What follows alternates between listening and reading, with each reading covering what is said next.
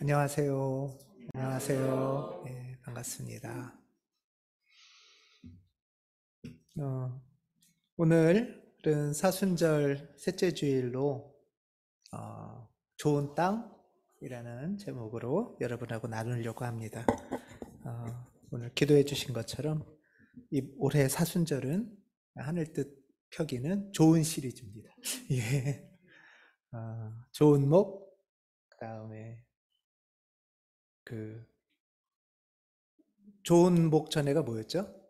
좋은 열매, 그 다음에 좋은 모, 오늘이 좋은 땅, 이렇습니다. 예.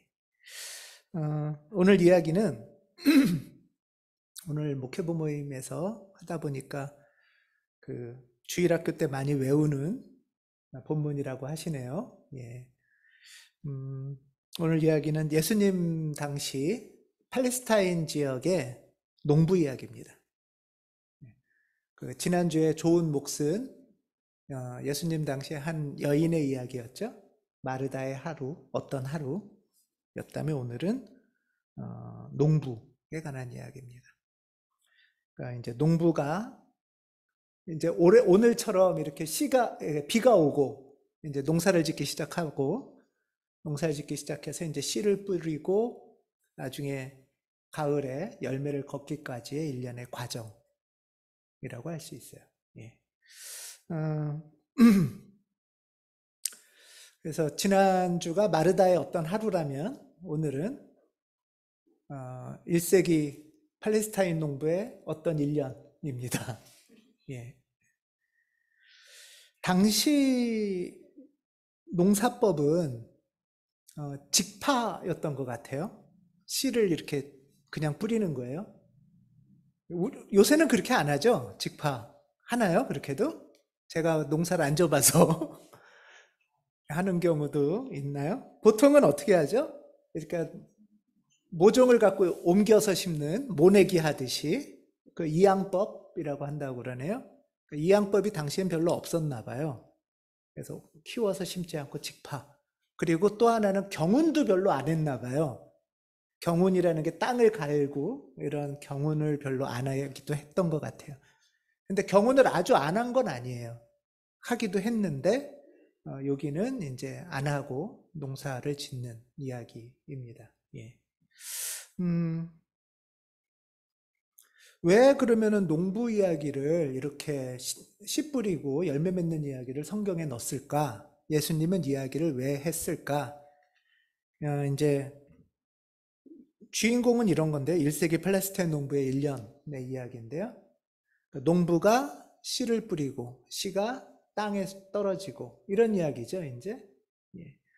근데 여기서 아마 당시 사람들은 사실 농부가 흔했기 때문에 거룩한 이야기를 하시는데 왜 이런 이야기를 하실까? 우리로 치면 뭐죠? 월급쟁이가 근무하고 땅은 뭔가요? 회사인가요? 열매면은 봉급인가요? 예, 한 봉급쟁이 이야기 뭐 이런 정도 될 것 같아요. 예. 그래서 이런 이야기를 왜 하실까 할 때 이제 성경에 제자들이 물어봐요. 이런 얘기 왜 하셨어요? 그러니까 좀 독특하게 성경에 이런 이야기를 왜 했냐 하면 하면서 이런 건 비유야 라고 얘기하면서 씨는 하늘나라의 말씀이야. 그 다음에 그 씨를 뿌리는 농부는 그러니까 하나님이나 예수님이 되겠죠. 하나님 나라 말씀을 뿌리는 사람이야. 그리고 땅은 그 말씀을 받는 사람들의 태도야. 이렇게 한번 생각해봐라. 이러면서 이제 설명까지 해주세요. 아주 특별하게. 그래서 농부 이야기와 더불어 이런 이야기를 왜 했냐 하면 이라고 이렇게 설명을 하시는 겁니다. 예. 이 세 가지 농부, 씨, 땅 이 세 가지 중에서 이제 특별히 오늘 이야기는 예수님에서 주목하시는 부분은 땅에 관한 부분이에요. 그러니까 이 씨를 어떻게 받고 있나 하는 것에 관해서 주목하는 이야기입니다. 예. 이 땅은 오늘 본문에 의하면 몇 가지 종류로 되어 있죠? 이건 퀴즈 해셔서 점심을 몇 가지로 되어 있을까요? 오늘 본문은 네 가지로 되어 있습니다. 땅은. 그러니까 여기서 지금 주목하고 싶은 부분은 농부나 씨라기보단 씨를 받는 땅에 대해서 주목해보자 하는 게 기본적인 태도, 설명의 이유예요. 성경은. 땅에 네 종류가 있답니다. 길가, 돌짝밭, 가시덤불, 좋은 땅. 이렇게 있다고 해요. 자, 길가부터 한번 보겠습니다. 성경에 보면, 마가복음에 보면 씨를 뿌리는데 덜어는 길가에 떨어지니 새들이 와서 그것을 쪼아 먹었다. 이게 이제 이야기의 끝이에요. 길가에 관한 이야기는. 자, 그러면은 씨를 뿌렸는데 길가에 떨어지니 새들이 와서 그것을 쪼아 먹었다. 그랬어요. 이 씨를 위협하는 존재는 뭐죠? 그러면 새죠. 네, 씨를 위협하는 존재는 새예요. 자, 그런데 우리가 여기서 머물면 안 되고요. 조금 더 들어가 보면 이런 위협의 원인은 뭘까요?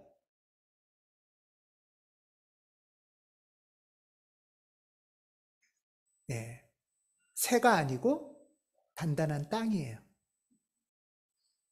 이게 되게 중요해요. 씨를 보면은 씨를 위협하는 적은 새 같잖아요. 그러면은 우리는 보통 뭐를 해요? 새를 없애주세요, 주님. 이런단 말이에요. 그렇죠? 새가 위협을 하니까.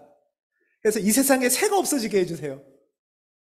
하는데 사실 이 시에 예수님이 말씀하시는 거는 이 시약에 되게 중요한 거는 새가 아니고 길가의 땅이라는 거죠.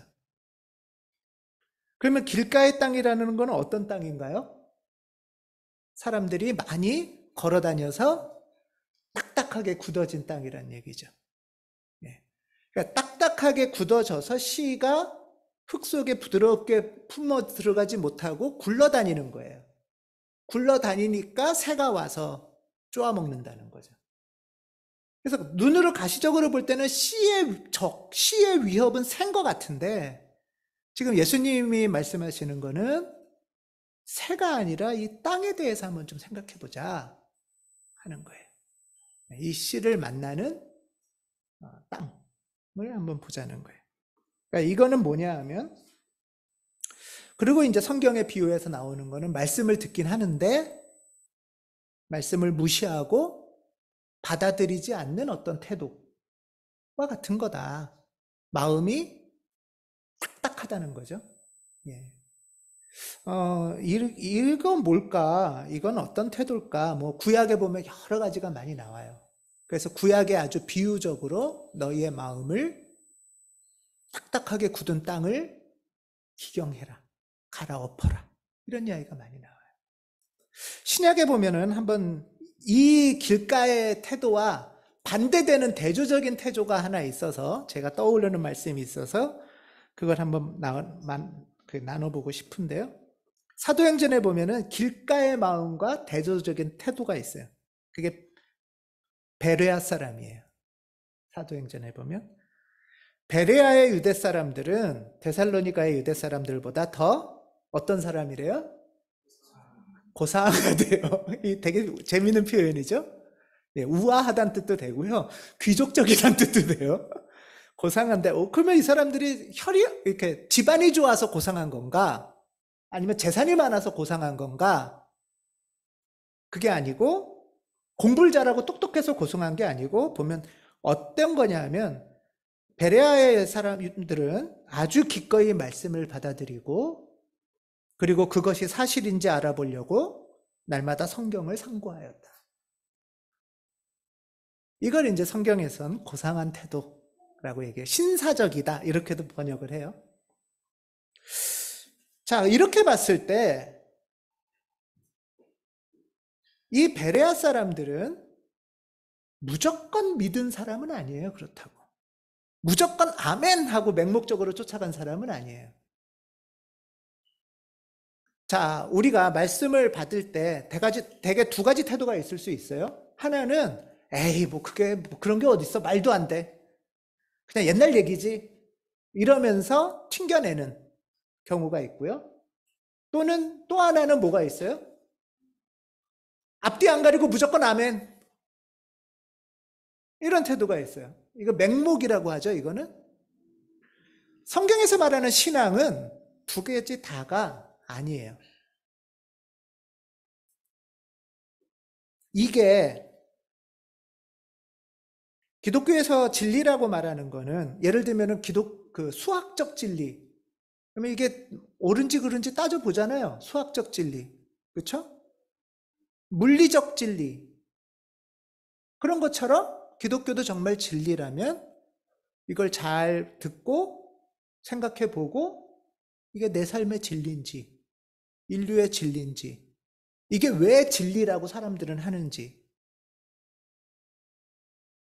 기꺼이 말씀을 받아들인다는 것은 맹목적 추정이라는 뜻이 아니고 이것을 존중하면서도 이것이 사실인지 알아보려고, 나한테도 사실인지, 많은 사람한테 사실이라면 날마다 성공을 상고하는, 묵상한다는 거예요.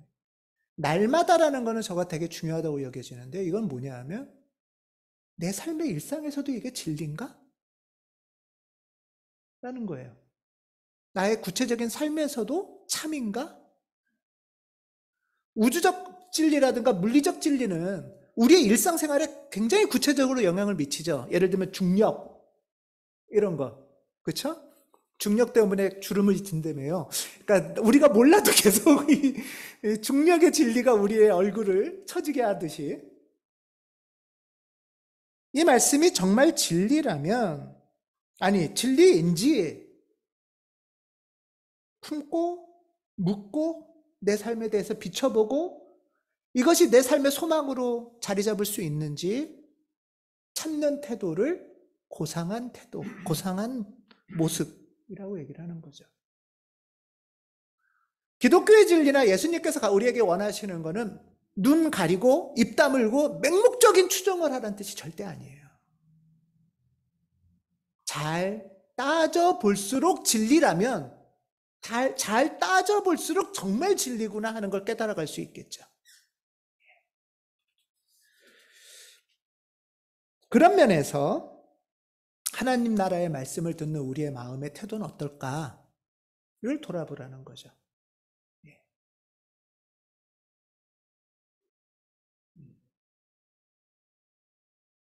하나님 말씀에 그 씨앗이 떨어졌을 때 그 말씀을 품고 딱딱한 땅이 다져져 가지고 숨을 못 쉬는 땅일 수 있잖아요.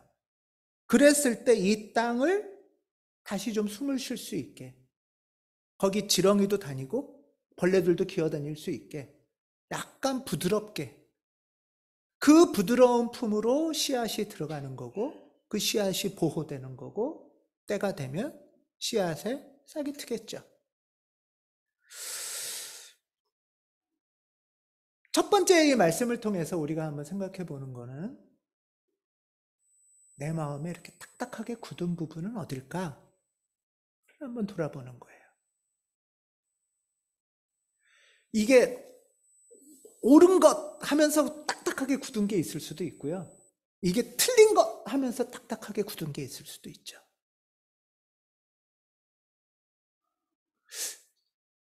내 사전에 이런 건 절대 없어, 내 눈에 흙이 들어오기 전엔, 이런 거 있잖아요, 우리.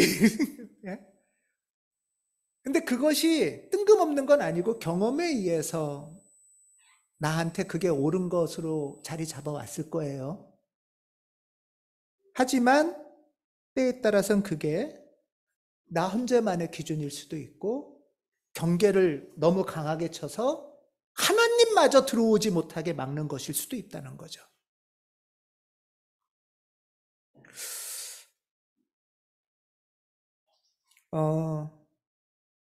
제가 이제 15년 전에 마중물교회라는 곳을 개척을 해서 영생고등학교 시청각실에서 예배를 드렸었어요.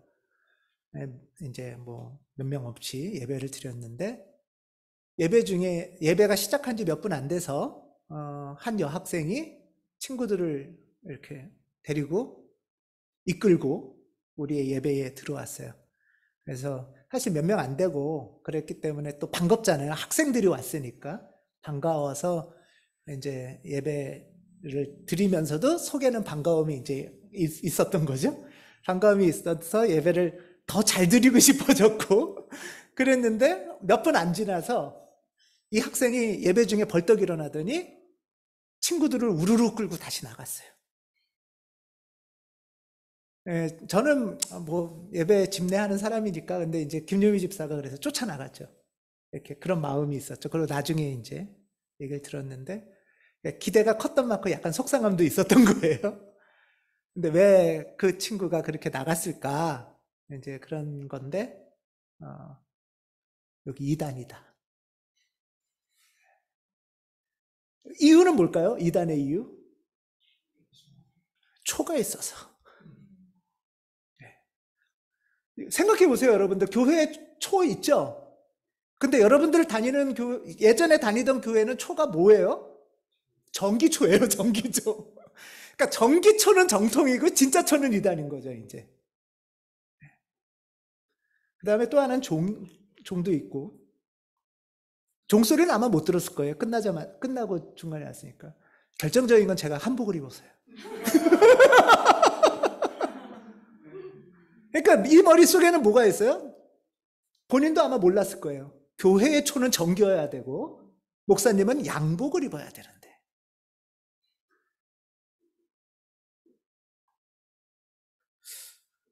이런 태도가 근데 우리 속에도 있을 수 있다는 거예요. 익숙하게 강하게 나를 사로잡고 있는 것. 근데 하나님 나라는 사실 생각해 보세요. 하나님 나라가 내 속에 있다면 뭐 그렇게 가고 싶어요? 하나님 나라는 나를 넘어서는 세계니까 우리가 그렇게 소망하고 갈망하고 만나고 싶은 세계잖아요. 하나님은 나를 초월해야 하나님이시잖아요. 내 세계 안에 있으면 이건 내 세계지 이게 무슨 하나님 세계고 내 나라지 어떻게 하나님 나라겠어요. 하나님의 나라는 나를 넘어서는 영역이에요. 그 나라를 만나고 품으려면 이 경계, 딱딱한 마음이 뭘까? 우리 중에, 나중에 나의 어떤 부분이 그렇게 좀 내가 굳어서 하나님의 말씀을 품기가 좀 어려울까? 어떤 부분이 좀 굳어서 나의 가까운 사람을 좀 용납하거나 이해하기가 어려울까? 이것이 오늘 첫 번째 마음인 거죠. 하나님의 마음을 품는 태도라고 할 때 똑같이 1세기 유대인들한테 이 말씀을 하신 거예요. 여러분들은 어떤 부분이 딱딱하게 굳어서 하나님의 나라로 초대하는데 응답을 받기가 어려운지. 그것이 첫 번째의 가르침이었습니다. 오늘 오후에 이 말씀들을 갖고 같이 묵상을 나눌 텐데 이 질문이 우리에게 새겨졌으면 좋겠습니다. 자, 땅에 두 번째가 있어요. 두 번째는 돌짝밭이라고 되어 있습니다. 자, 돌짝밭의 본문은 이렇습니다. 덜어는 흙이 많지 않은 돌짝밭에 떨어지니 흙이 깊지 않으므로 싹은 곧 나왔지만 해가 뜨자 타버리고 뿌리가 없어서 말라버렸다. 이 돌짝밭에 떨어진 씨를 위협하는 것, 가시적인 적은 뭐죠? 여기서? 네, 해예요, 해. 뜨거운 태양.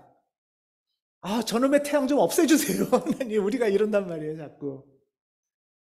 네, 그런데 잘 살펴봤더니 해가 씨앗에 지금은 적이 아니고 뭐가 문제인 거죠?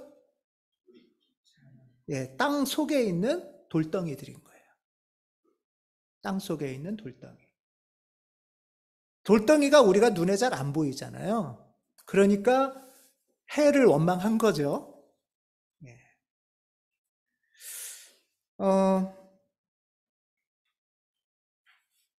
이 돌덩이 때문에 어떤 문제가 있냐. 이 돌짝밭을 보니까 흙이 많지 않은 돌짝밭이래요. 그래서 흙이 깊지 않아서. 그러니까 돌덩이가 밑에 있고 위에 흙이 좀 얇게 깔려 있나 봐요. 그래서 싹도 나오고 뿌리도 나오는데 어느 순간 뿌리가 돌덩이에 가로막히는 거죠. 네, 뿌리가 돌덩이에 가로막혀서 뿌리가, 그러니까 흙도 얇으니까 어때요? 물기도 많이 못 먹어요. 있는 줄 알았는데 해가 뜨면 금방 습기가 말라버리고, 뿌리도 물을 찾아가야 되는데 돌덩이에 가로막혀서 뿌리도 퍼져가기가 어려운 상황인 거죠. 네.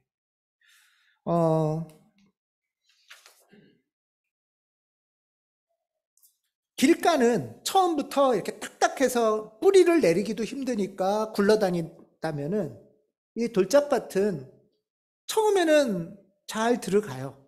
잘 들어가고 물기도 좀 있고 새싹이 잘 폈는데 이제 어떤 태양이 떠오르고 어려움이 생기면서 부닥친다는 거잖아요. 그러니까 예를 들면 이런 거죠. 신앙의 뿌리를 내리려고 하는데 처음에는 하나님의 말씀을 잘 듣고 기쁘기도 하고 싹도 잘 났는데 해가 뜬 거예요. 신앙생활 중에. 뜨거운 태양이 떠오르기 시작하면서 부닥친 거죠. 그러면 뿌리가 내려와야 되는데 뿌리가 뭔가 돌덩이에 의해서 가로막히는 거죠. 그래서 이 돌덩이가 가로막혔을 때 보이지 않던 돌덩이가 있다는 걸 이제 그때 알겠죠. 아, 그러면은 해를 없애는 게 아니라 뭐를 없애야 돼요? 돌을 뽑아내야 되죠. 돌을 없애야 되죠. 그런데 이 뿌리가 내려져서 돌에 부닥치기 전까지는 사실 자기가 돌이 있는지를 몰라요. 겉에 흙이 있으니까.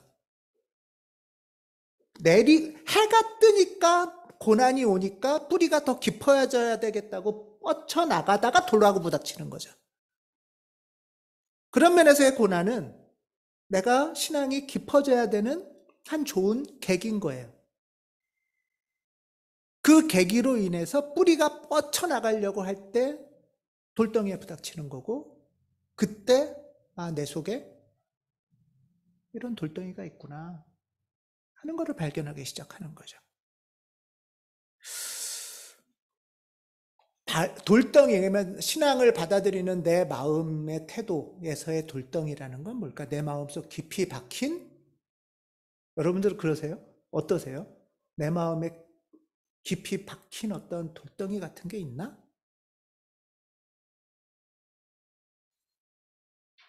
이거는 예를 들면 지난 시절을 살아오면서 만났던 어떤 아픈 경험 같은 걸 수도 있어요.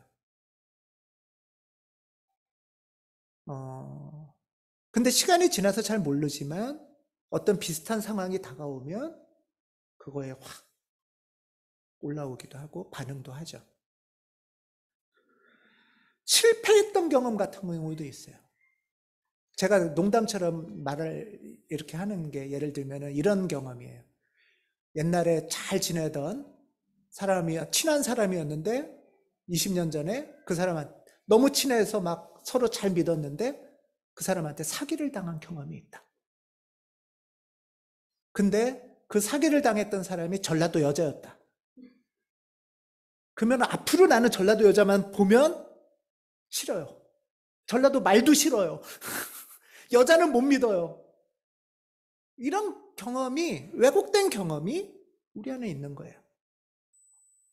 그 왜곡된 경험 중에는 부모로부터 받던 경험이 있을 수도 있어요. 그런 것이 이렇게 뿌리 박혀서 있다가 뿌리랑 부닥칠 때 만나게 되는 거죠. 신앙생활을 열심히 하고 기쁠 때는 괜찮은데 어떤 어려움이 닥치면 이 돌하고 부닥치게 된다는 거예요. 이 돌덩이라는 거는 이런 방금 말씀드린 것처럼 우리가 살아오면서 겪었던 어떤 아픈 경험이나 기억일 수도 있고요.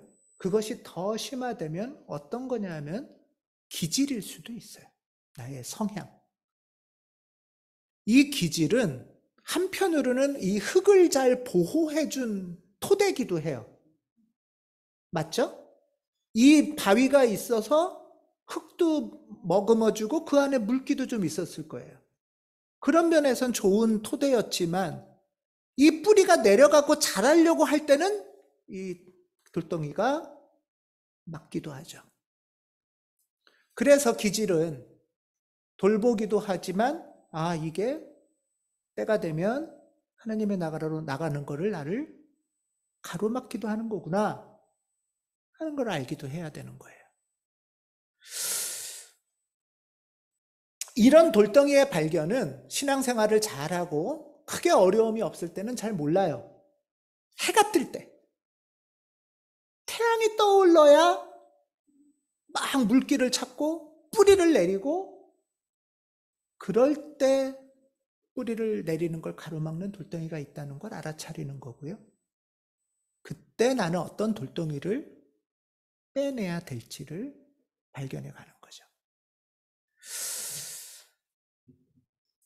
신앙의 뿌리는 이런 여정을 거치면서 더 깊이 내려가게 된다라는 가르침이기도 합니다. 세 번째는 가시덤불이에요. 돌짝밭하고 차이는 뭘까요? 돌짝밭하고 차이는 가시덤불은 씨앗 외부에 있어요. 옆에 있어요. 자, 한번 볼게요. 또 덜어는 가시덤불 속에 떨어지니 가시덤불이 자라 그 기운을 막아버려 열매를 맺지 못하였다. 자, 돌은 숨어 있어서 몰랐어요. 근데 이 가시덤불은 씨앗이 자라려고 하는데 막 무성하게 있는 거죠. 가까이에. 예. 자, 여기서 기운을 막는다. 가시덤불이 그 기운을 막는다라고 하는 거는 다르게 번역된 것들을 보면 그늘이 너무 많이 자라서 덤불에 그늘이 너무 많아서 이 애가 광합성하기가 힘들다는 거예요. 해를 봐야 되는데. 예. 또 다른 번역에는 이런 뜻도 있어요. 기운을 막았다는 거는 뭐냐 하면 숨쉬기가 답답하다. 얘가 빡빡한 거예요. 옆에 무성한 어떤 기운이 있어서 얘가 자유롭고 건강하게 자라는 걸 가로막는 어떤 주변의 기운, 이런 뜻도 있어요. 이거를 우리 상황으로 바꾼다면 어떤 걸까? 내가 하나님을 만나가는데, 신앙생활을 하는데 내 주변에 어떤 기운이 나를 답답하게 하거나 억압하게 하거나 그 기운이 너무 무성해서 나를 자라지 못하게 할까? 내 기운을 자유롭게 성장하는 걸 가로막을까? 하는 것이죠. 어떤 것이 있을까요, 여러분들에게는?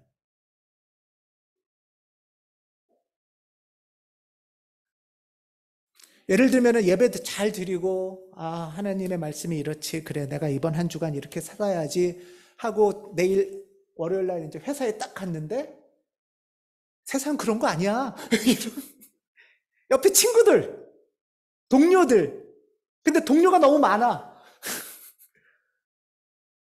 우리가 주중에 보통 만나는 사람들이 어쩌면 이런 주변의 기운 아닌가요? 나한테 영향을 끼치는?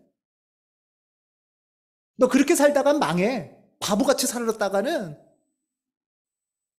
이런 기운들일 수 있다는 거예요. 가까운 친구나 주변 동료의 말이 내가 하나님의 은총을 받으면서 자라는 걸 가로막는, 압도하는 그늘일 수 있다는 거예요.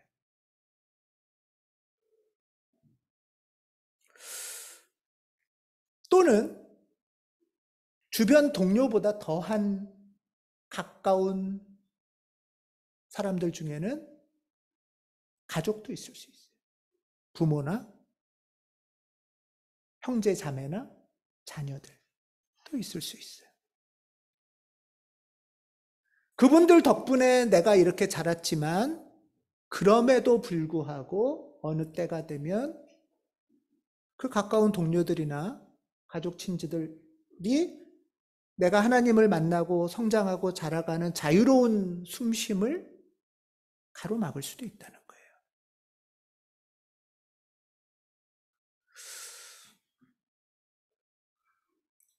또 하나는 우리가 신앙에서 하나님 나라를 향해서 자라가지 못하게 하는 이 기운 중에 또 하나는 사람만이 아니라 우리가 살고 있는 이 세상의 구조예요.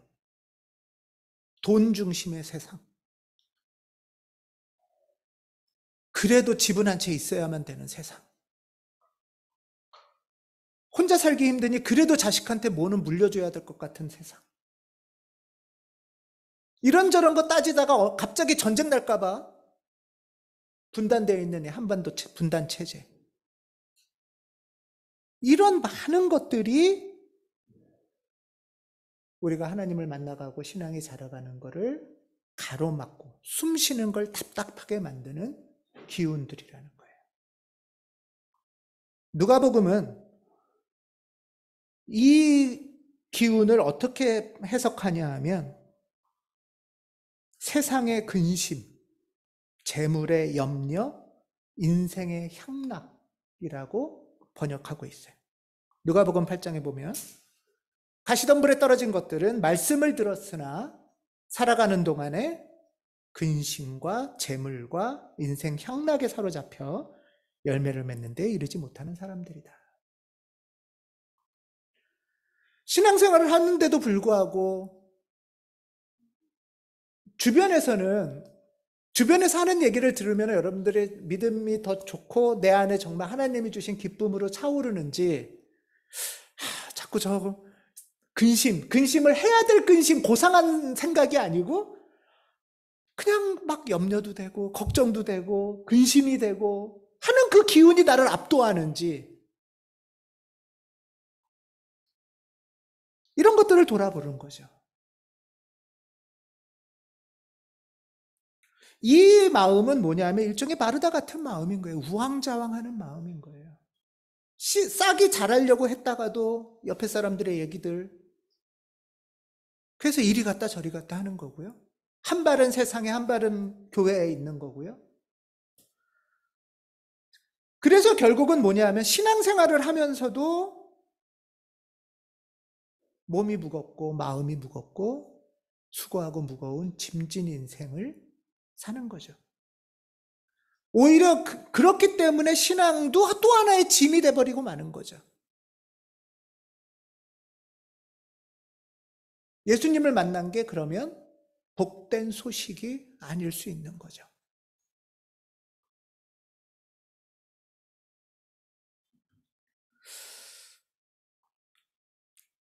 이럴 때 주님께서는 굳은 마음의 땅에는 기경을 해라.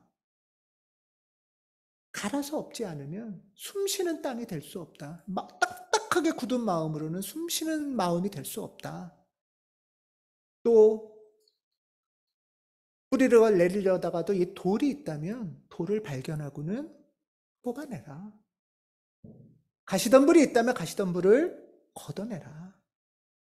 하는 것이 주님께서 하시고 싶은 말씀인 거죠. 예와 아니오를 분명히 하고 좋은 몫을 택해라 하는 것이 농부의 태도다라는 거예요. 네 번째가 드디어 좋은 땅입니다.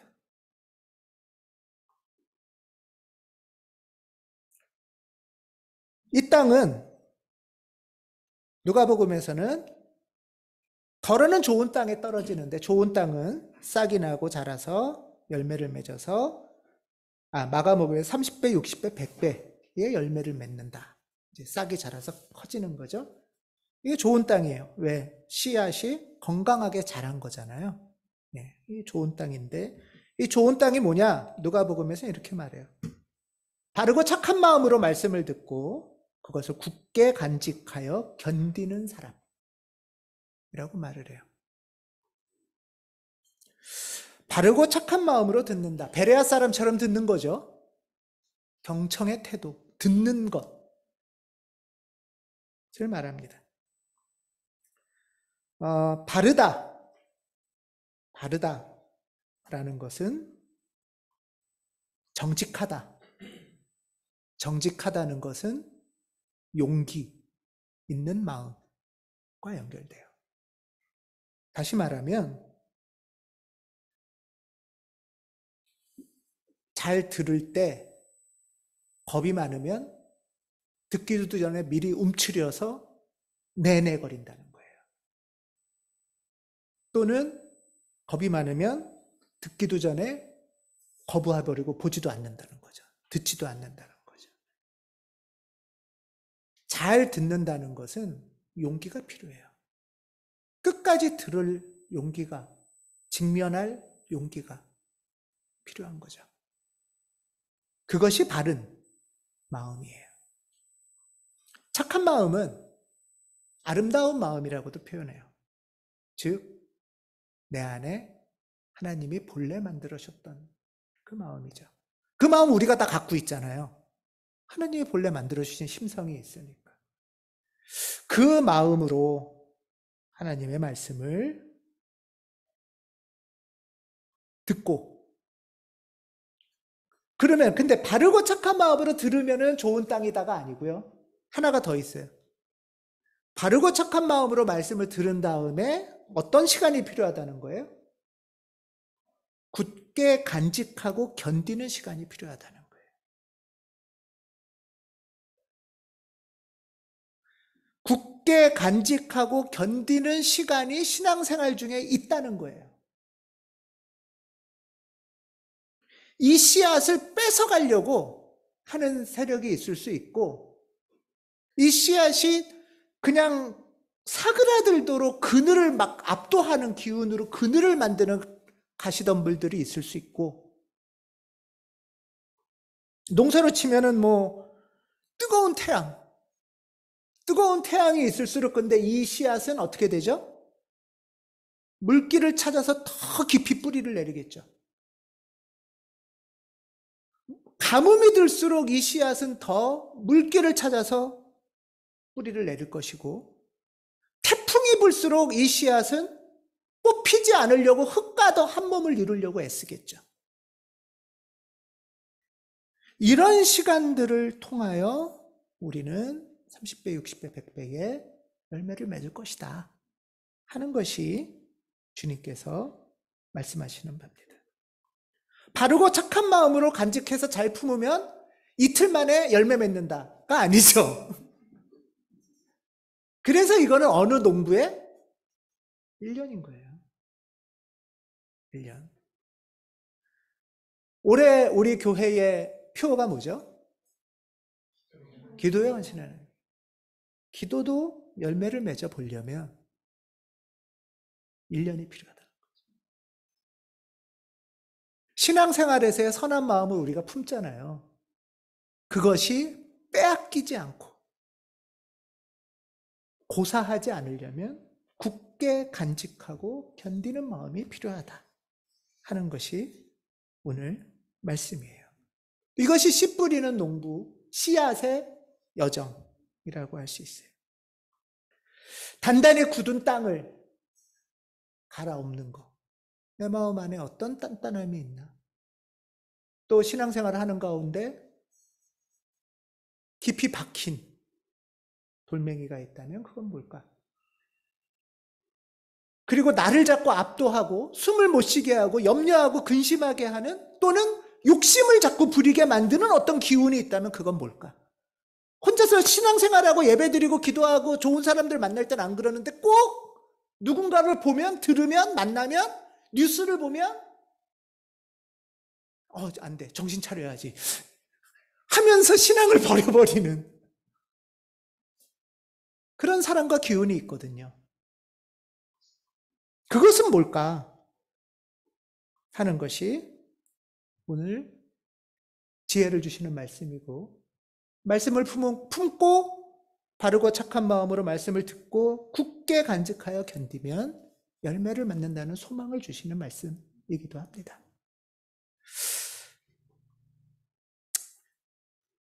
근데 마지막으로 예수님께서 이 얘기를 하실 때는 제자들한테 하셨어요.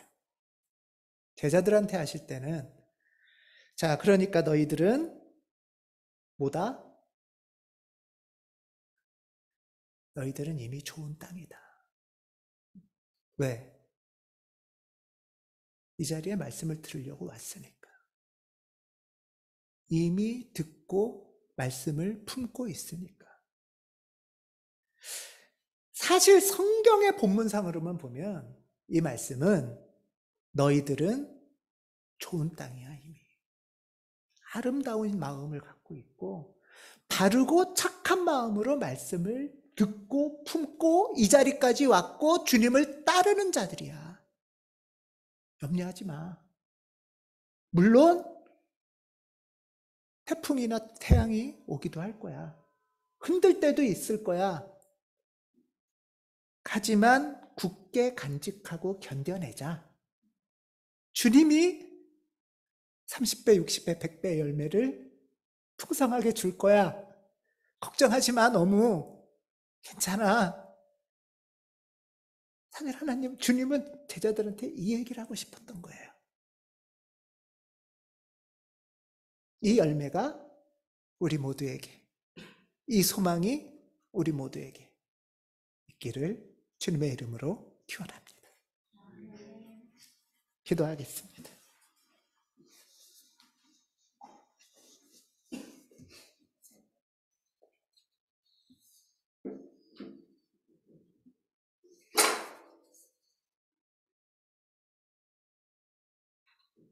나의 사랑하는 제자들아, 잘하였구나.